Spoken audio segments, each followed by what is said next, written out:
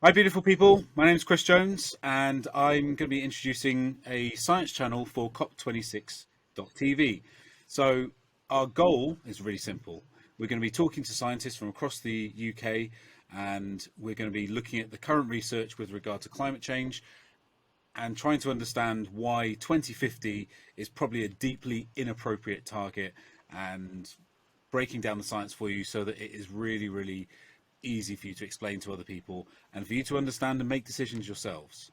So I'm here with a fantastic scientist from Imperial College studying atmospheric pollution, Pete Knapp. So hi, Pete. Hi, good to speak to you. So I'm going to kind of get stuck in straight away. So um, why atmospheric pollution? Why study atmospheric pollution? My project is not as broad, not as specific as atmospherics. My work is predominantly on air quality, but it's not really about atmospherics. It's about the charge distributions of breath aerosol. And when we breathe out, we breathe out some particles that you can see and some particles that you can't see. And the particles that you can't see we don't know very much about in terms of how well they're charged. So the kind of static, whether they're positive or negative. And that's really important because that tells you how they move, how they stick to things, how quickly they grow, and that kind of stuff. But that idea expands into atmospherics as well. So the charge of an aerosol in the ambient atmosphere can determine how quickly it grows and where it moves. And those things are really important when we discuss climate. So my project is actually not related to climate to atmospherics, but the outcome of the research will be relevant to that. Fantastic. And in terms of like your knowledge and research, I mean, I've read some of your research, and you've been talking about like different sources of pollution, so obviously relevant to what you're studying. And something that kind of comes to my mind is, how what are the biggest sources of sort of pollution that you're aware of? Yeah, that's a really good question because it varies so much depending on where you are and when you are as well. So I spent 3 years working as a maths teacher in Beijing, and that's where I got most of my interest in air pollution. I looked out the window and sometimes I couldn't see the next building.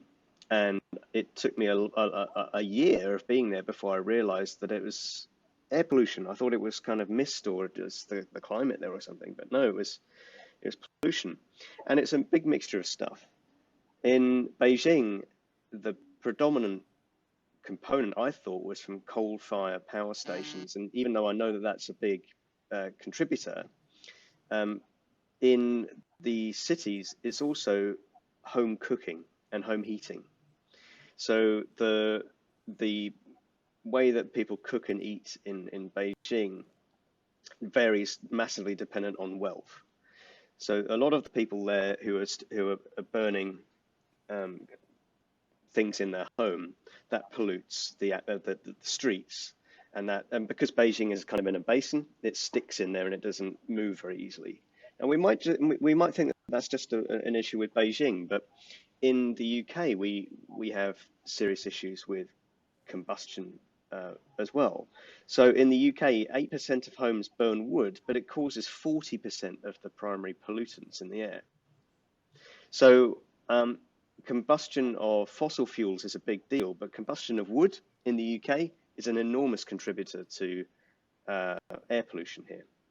Now, in different countries, we have different major sources of air pollution. So in the Sahara, we're going to see air pollution predominantly from sand blowing around. Whereas in Europe, the biggest contributors tend to come from agriculture. And that's a bit of an interesting one because the ammonia that's used in agriculture mixes with nitrous oxides Mhm. from traffic, and it mixes with sulfur oxides from coal and other combustion of fossil fuels. When they mix together, they produce a pollutant that is really quite bad for our health. So when you have a mixture of agriculture and cities, they combine to make a pollution that is really quite toxic in London and in major cities. But the main driver for that is in agriculture, in the way that they use ammonia there. But by cutting down on traffic as well, that cuts down one of the components of what is the predominant source of air pollution in the UK. Right. So we've got kind of wood burning, coal burning, which are still kind of predominant sources of heat in a big parts of the world. Where I'm in Wales, we're in a kind of basin, and we have that kind of. There is a definite difference when you drive into it. You can actually feel it in the air. As an asthmatic myself, I can feel that in the air. And then you've got the sources of agriculture, and then the combining with the sort of vehicle pollution as well. What component, so we've got vehicles on the road. What about air travel and sea travel? What Yeah, sort of... yeah. So in terms of air travel, this is another really important fact. We don't know enough about aviation pollution to argue for airport expansions, and we don't have a very good measurement for what's called ultrafine particles. They are so small that a lot of the typical measurement tools, the sensors that we use around the UK, are not well equipped to measure this type of pollution. It's too small. But they come out of planes a lot. And when for Heathrow, for example, the flight path for landing and takeoff really covers all of London, right? Millions of people living there, and we're all unaware of the ultrafine pollution that's raining down from airplanes and surrounding airports. This is one component of the problem with aviation fuels. Contrails, again, are one of the potentially warming or potentially cooling aspects of aviation. My supervisor, in fact, was interviewed by the BBC, and an article of his came out in the news today about that. And when we talk about shipping, the fuels that shipping uses are really low grade. And with low grade fuels, when you burn them, you get a lot of sulfur oxides coming up. And they are a driver of acid rain. And they also a precursor of what's called PM 2.5, which is a type of pollution, which is like a very small, fine dust. And when that gets into your lungs, it can go into your blood, goes from your blood into your organs, and from your organs it can cause organ failure. It can cause strokes, cancers, disease, heart disease. If you look at the biggest causes of death on the WHO, a lot of those can be attributed to what's caused from air pollution. And in fact, 1 in 5 deaths is attributed to air pollution around the world. So it's a really big issue. When we look at shipping, especially with cruises, when we have a look around Norway, south of Spain, Italy, and if you have a look at a map of that, a pollution map of those areas, they get really stung with air pollution from cruises. So yeah, pollution from shipping, pollution from cruises. I mean, cruises also pollute the oceans by dumping all of their raw sewage and all the rest of it. So yeah, it's a lot to think about. But one of the issues I think with a lot of these things is that you need to have so much awareness to know what the problems are. Someone who's going on a cruise may not even consider air pollution, rightfully so. And they're probably not going to mention it in their sales brochures. Of course not. So that's why this conversation is quite an important one then, to highlight that. Yeah. Even though I don't suppose everyone who's going to go on a cruise is going to watch this, and anyone going on a cruise is going to have an awareness, the issues are going to be solved by, I would argue, more regulation on the fuels that they use. And in other words, to give people fewer options. Right? it's giving people the right options. People will have that sense of freedom when they know that the options that they can choose from. You don't have to think about spending that evening researching whether it's going to be ethical or you know, ecocidal.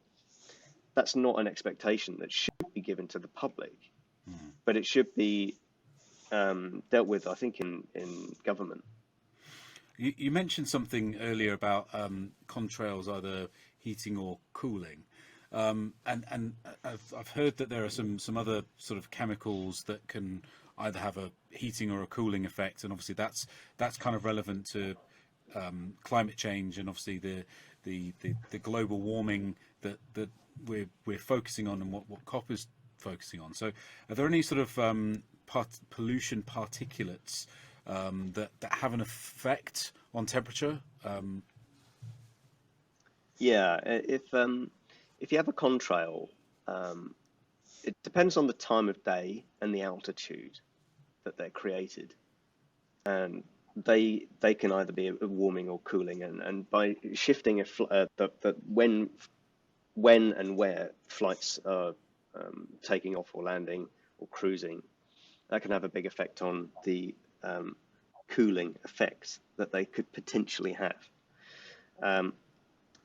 But I don't think the magnitude of that cooling effect is going to be strong enough to deal with the kinds of warming that we'll see from increasing carbon dioxide in the atmosphere. There's a big lag in warming and carbon in the atmosphere, carbon dioxide. So the 420 or whatever it is parts per million in the atmosphere at the moment of CO2 does not reflect the temperature that we're currently seeing. Yeah.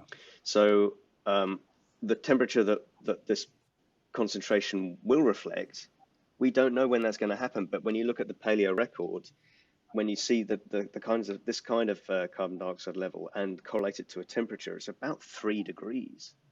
So the idea of 2050, the idea of 1.5 degrees, is not taking into account the lag of how long it's going to take before we see the temperatures of the current levels of carbon dioxide.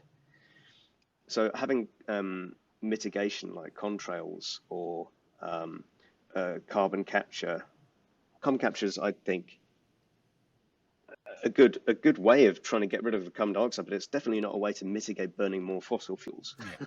which is how all of these companies are using it, right? Absolutely.